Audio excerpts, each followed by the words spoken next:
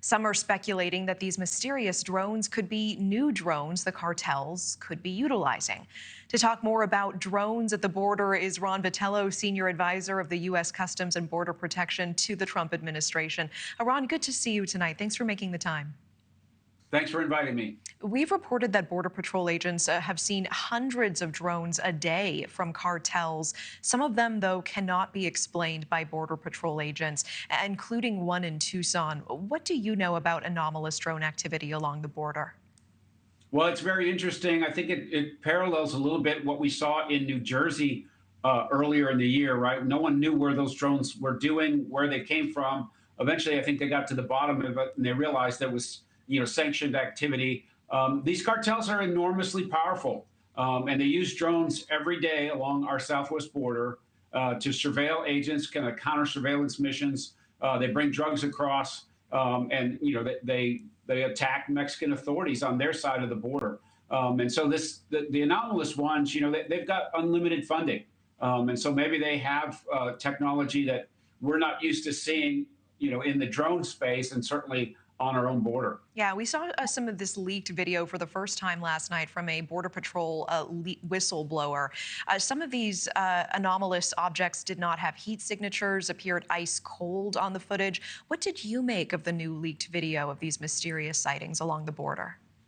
Well, again, this is something that we need to be careful about. The risks that involve the agents that are on the line there, the border communities as well.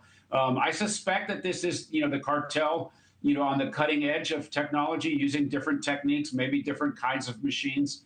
This is what they do. That's part of their business model, to always be able to iterate and innovate so that they can continue to sell their poison into the United States. I see. So before your mind goes to alien or extraterrestrial intelligence, you think the cartels could be behind these unexplained objects in the sky? Well, we know that they're already using drugs at the southwest border, again, for counter surveillance, to bring contraband into the United States. So it wouldn't surprise me that they have some emerging technology or innovated it on their own. The government's learned quite a bit in the war in Ukraine. Both sides have taken drones to a more lethal and more surreptitious way, right? They can fly now without the kinds of things that they would have had to use a couple of years ago. So this iteration by the cartels is nothing new with regard to tunnels, offshore capabilities, stuff that they do at the border just to continue to bring their poison in. We were speaking with NewsNation's Ross Coulthart last hour, who said that the instinct of the government is to dismiss or cover up these incursions. And in fact, that former Border Patrol agent, Bob Thompson, did initially bring this to the attention of his superiors. What does all of this say about transparency in our country? Do you think that Border Patrol is doing enough to rigorously investigate what's happening here?